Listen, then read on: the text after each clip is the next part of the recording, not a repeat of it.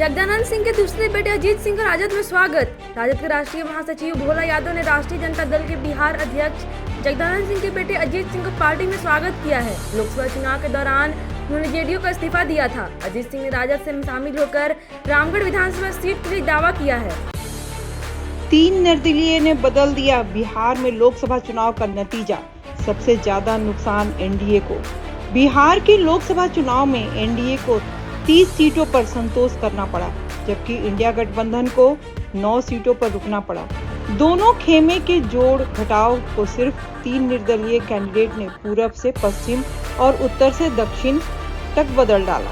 NDA को शाहाबाद, मगध और सीमांचल में नुकसान हुआ, जबकि विपक्ष को बिहार के बाकी हिस्सों में 1 सीट के लिए मुकाबला करना पड़ा। उपेंद्र कुशवाहा बोले, ऐसी बातें सार्वजनिक मंचों पर ना लाएं।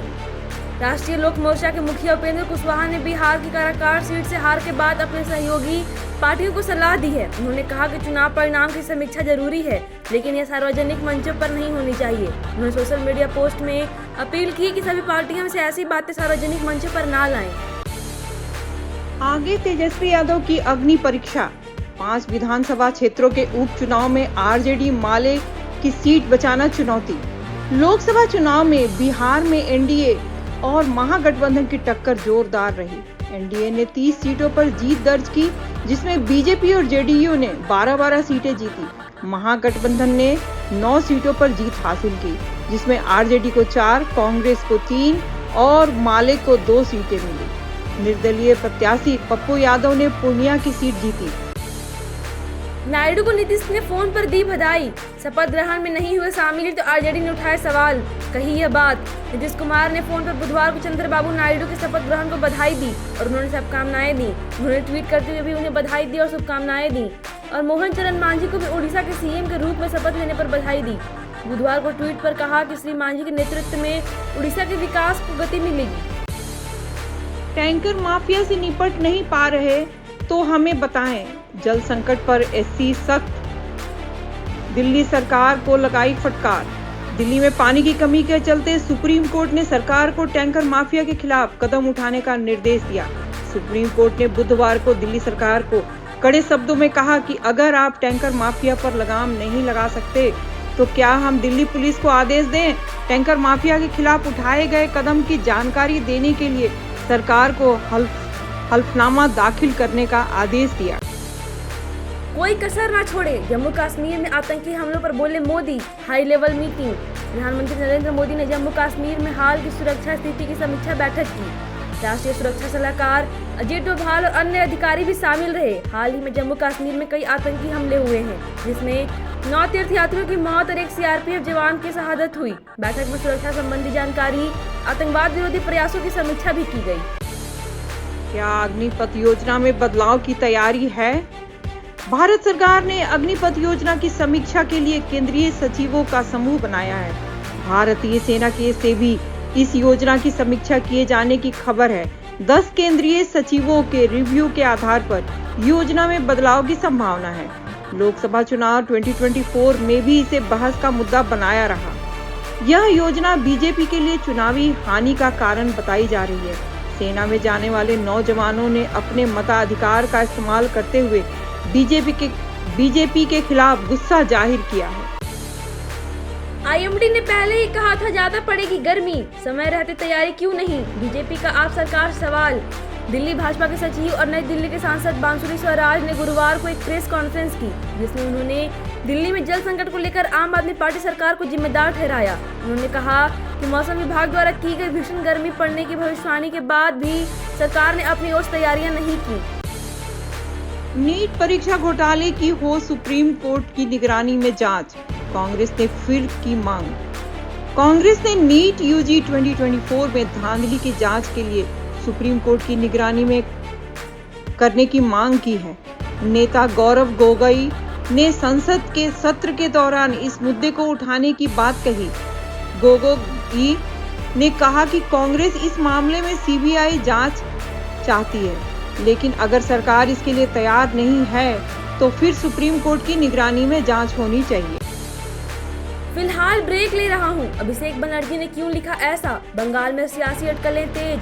पश्चिम बंगाल में तृणमूल कांग्रेस ने बेहतर प्रदर्शन करते हुए 29 सीटों पर जीत दर्ज की। पिछले चुनाव में 7 सीट ज्यादा हैं। महासचिव ममता बनर्जी के भतीजे अभिषेक बनर्जी ने डायमंड हार्बर सीट पर 7.10 लाख से ज्यादा वोटों के अंतर से जीत हासिल की। उन्हें एक हफ्ते के बाद सोशल मीडिया पोस्ट में लिखा कि इलाज के लिए मैं संगठन में कुछ समय के लिए ब्रेक ले रहा हूँ। भाजपा या कांग्रेस किसके साथ जाएंगे लद्दाख के निर्दलीय सांसद?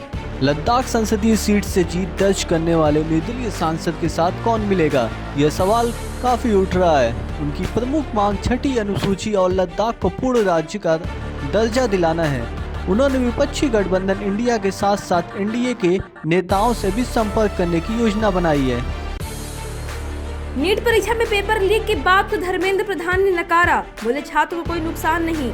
केंद्रीय शिक्षा मंत्री धर्मेंद्र प्रधान ने नीट यूजी परीक्षा में भ्रष्टाचार के आरोपों को खारिज किया। उन्होंने स्पष्ट किया कि कोई भी छात्र नुकसान नहीं उठाएगा और सरकार सुप्रीम कोर्ट के आदेश का पालन करेगी।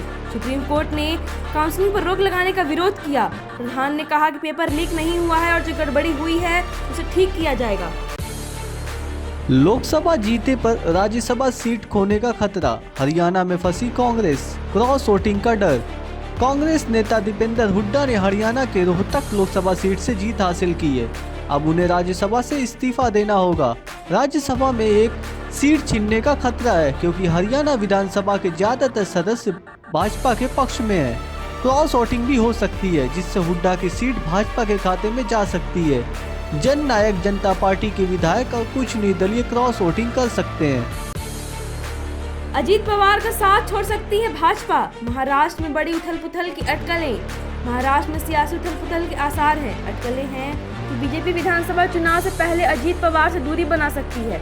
अब तक कोई आधिकारिक बयान नहीं है, लेकिन हाल ही में राष्ट्रीय स्वयंसेवक संघ परिवार के साथ भाजपा के संगठन पर सवाल उठाए हैं। भाजपा ने बना ली है 2 डिप्टी सीएम वाला मॉडल। उड़ीसा में लिए 2 डिप्टी सीएम ने शपथ। भाजपा ने अब उड़ीसा में भी सरकार बना ली है। यहाँ पहली बार भाजपा सत्ता में आई है और नवीन पटनायक के 24 साल के शासन का अंत हो गया। भाजपा के सीएम मोहन चरण मांझी के साथ 2 डिप्टी सीएम भी नियुक्त किए गए हैं। डिप्टी सीएम के तौर पर पार्वती परिदा और केवी सिंहदेव ने शपथ ली। उड़ीसा अब उन राज्यों में शामिल हो गया जहां 2 उप मुख्यमंत्री हैं। भाजपा ने यह रणनीति 2017 में उत्तर प्रदेश में शुरू की थी।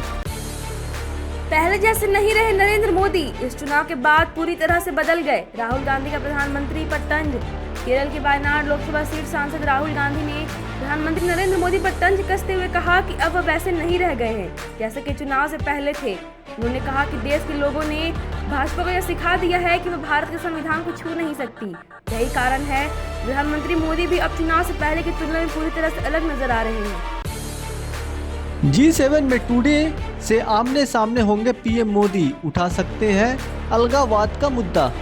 प्रधानमंत्री नरेंद्र मोदी और कनाडा के पीएम जस्टिन ट्रूडो शुक्रवार को इटली में G7 शिखर सम्मेलन के दौरान आमने सामने होंगे। कनाडा के साथ भारत का मुख्य मुद्दा हिंसा और उग्रवाद की वकालत करने वाले भारत विरोधी तत्वों को दी गई राजनीतिक कवच है। प्रधानमंत्री मोदी गुरुवार को इटली पहुंचेंगे। यहां वे आर्थिक रूप से सबसे उन्नत देशों के शिखर सम्मेलन में लगातार 5वीं बार भाग लेंगे। वे रूस यूक्रेन संघर्ष को लेकर होने वाले संवाद का भी हिस्सा बनेंगे। यूसीसी पर नीतीश कुमार की जेडीयू ने फिर बढ़ाई बीजेपी की धड़कनें। कहा आम सहमति जरूरी। लोकसभा चुनाव के दौरान भाजपा ने अपने घोषणा पत्र में यूसीसी को प्रमुखता से जगह दी थी। अपने दम पर बहुमत से दूर रही भाजपा के लिए अभी से कानून बनाना आसान नहीं होगा। इसके लिए की निर्भरता टीडीपी और नीतीश कुमार की जेडीयू पर बढ़ गई है। केंद्रीय कानून और न्याय राज्य मंत्री अर्जुन राम मेघवाल ने पदभार ग्रहण करते हुए मंगलवार को कहा था कि यूसीसी अभी भी सरकार के एजेंडे में है। पॉक्सो केस में पूर्व सीएम बीएस येदियुरप्पा को नोटिस जारी। सीआईडी ने पेश होने के लिए कहा। कर्नाटक के सीआईडी ने पूर्व मुख्यमंत्री और भाजपा नेता बीएस येदियुरप्पा के खिलाफ दर्ज पॉक्सो मामले में नोटिस जारी कर उन्हें जांच के लिए पेश होने को कहा है। पुलिस सूत्रों ने बुधवार को यह जानकारी दी। सूत्रों के अनुसार येदियुरप्पा दिल्ली में है और वे लौटने के बाद अपने जांच में शामिल होने की संभावना है। गैंगस्टर से मिल रही धमकियों से परेशान है सलमान खान। पुलिस को सब बताया। पुलिस ने अप्रैल में बॉलीवुड अभिनेता सलमान खान के निवास के बाहर हुई गोलीबारी के सिलसिले में उनका और उनके अभिनेता भाई अरबाज खान का बयान दर्ज किया है। अधिकारी ने बताया कि 4 जून को करीब 4 घंटे तक सलमान का बयान और 2 घंटे से अधिक समय तक उनके भाई का बयान दर्ज किया गया है। राष्ट्रपति मुर्मू ने खारिज की लश्कर के आतंकी की दया याचिका, लाल किले पर किया था हमला। राष्ट्रपति द्रौपदी मुर्मू ने पाकिस्तानी आतंकवादी मोहम्मद आरिफ उर्फ अशफाक की दया याचिका खारिज कर दी है, जिसने दिल्ली के लाल किले पर हमला किया था। राष्ट्रपति मुर्मू ने अपने कार्यकाल में दूसरी बार दया याचिका खारिज की है। सुप्रीम कोर्ट ने 3 नवंबर 2022 को आरिफ की पुनर्विचार याचिका खारिज कर दी थी और मामले में उसे दी गई मौत की सजा को बरकरार रखा था। टैंकर माफिया को मिल रहा पानी तो सरकार को क्यों नहीं, आतिशी पर खूब बरसे मनोज तिवारी। दिल्ली में पानी की कमी ने लोगों को परेशान किया है। हरियाणा सरकार पर इसका ठिकरा फोड़ रही है। सुप्रीम कोर्ट भी सख्त है। उत्तर पूर्वी दिल्ली के सांसद मनोज तिवारी ने दूसरे राज्यों को दोषी ठहराने के लिए दिल्ली के मंत्री आतिशी की आलोचना की। सवाल किया कि अगर टैंकर माफिया को पानी मिल रहा है तो सरकार को क्यों नहीं। केजरीवाल से मिलने तिहाड़ पहुंची आतिशी, क्या हुई बातचीत? पानी के मुद्दे को लेकर दिल्ली सरकार को सुप्रीम कोर्ट से बड़ा झटका लगा है। सुप्रीम कोर्ट ने दिल्ली सरकार को पानी के बंटवारे में तकनीकी विशेषज्ञता की कमी का आरोप लगाया। हिमाचल प्रदेश ने दिल्ली को अतिरिक्त पानी देने से इनकार किया है। मंत्री आतिशी तिहाड़ जेल में बंद मुख्यमंत्री से मिली। इस मुलाकात में बिजली और पानी पर चर्चा हुई। पानी पर दिल्ली सरकार को एससी से झटका, अदालत का दखल से इनकार, हिमाचल भी मुकर गया। पड़ोसी राज्यों से ज्यादा पानी दिलाने की मांग को लेकर दिल्ली सरकार को बड़ा झटका लगा है। सुप्रीम कोर्ट ने इस मामले में फैसला अपर यमुना रिवर बोर्ड पर छोड़ दिया है। कोर्ट ने कहा कि राज्यों के बीच पानी बंटवारे का मुद्दा जटिल है। इस बीच हिमाचल प्रदेश अतिरिक्त पानी भेजने के अपने पहले के बयान पर मुकर गया है। कहा कि उसके पास अतिरिक्त पानी नहीं है। दिलजीत दोसांझ कुछ दिक्कतों की वजह से छिपा रहे हैं शादी, एमी विर्क ने दिया हिंट। दिलजीत दोसांझ की शादीशुदा होने की संदेहजनक खबरें पहले से भी थी। उनके दोस्त और करीबी हिंट कर चुके हैं कि दिलजीत शादीशुदा और एक बच्चे के पिता हैं। अब एमी विर्क ने भी उनकी शादी की पुष्टि की बात की है। इससे दिलजीत के परिवार की दिक्कतें का भी जिक्र किया गया है, जो उन्हें सामने नहीं लाती। बाढ़ ने बढ़ाई पाकिस्तान की टेंशन, ऐसा हुआ तो जीत कर भी सुपर 8 से हो जाएगा बाहर। पाकिस्तान की टीम के लिए T20 वर्ल्ड कप 2024 में काफ़ी मुश्किलें खड़ी हैं। उनके पास एक मैच और है, लेकिन सुपर 8 से बाहर होने का खतरा बरकरार है। बाढ़ की वजह से यूएसए व आयरलैंड के खिलाफ मैच कैंसिल हो सकता है, जो टीम के लिए बड़ी चुनौती है। इससे पाकिस्तान की टीम को टूर्नामेंट से बाहर होने का खतरा है।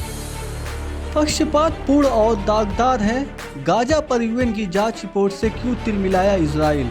इजराइल ने गाजा पट्टी में हो रहे हत्याकांड की संयुक्त राष्ट्र आयोग की जांच रिपोर्ट को खारिज किया। कहा गया है कि रिपोर्ट पक्षपाती और दागदार है।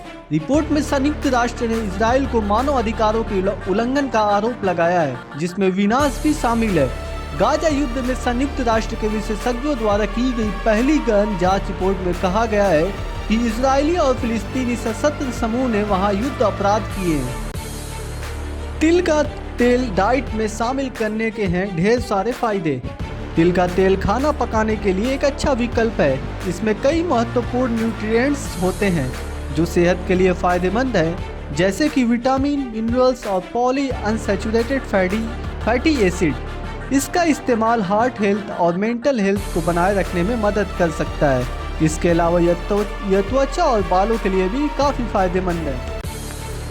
भीषण गर्मी का रेड अलर्ट, 17 जून से मिलेगी राहत। मौसम पर आया ये अपडेट। बढ़ती गर्मी के कारण लोगों को परेशानी हो रही है। मौसम विभाग के पूर्वानुमान के अनुसार अगले कुछ दिनों तक भीषण गर्मी जारी रहेगी, लेकिन 17 जून के बाद स्थिति में राहत की संभावना है। पूरे उत्तर बेल्ट में फिलहाल हीट वेव की स्थिति बनी रहेगी। लोगों को अपने स्वास्थ्य का ध्यान रखना और जल्दी से धूप से बचने के लिए उपाय अपनाना चाहिए।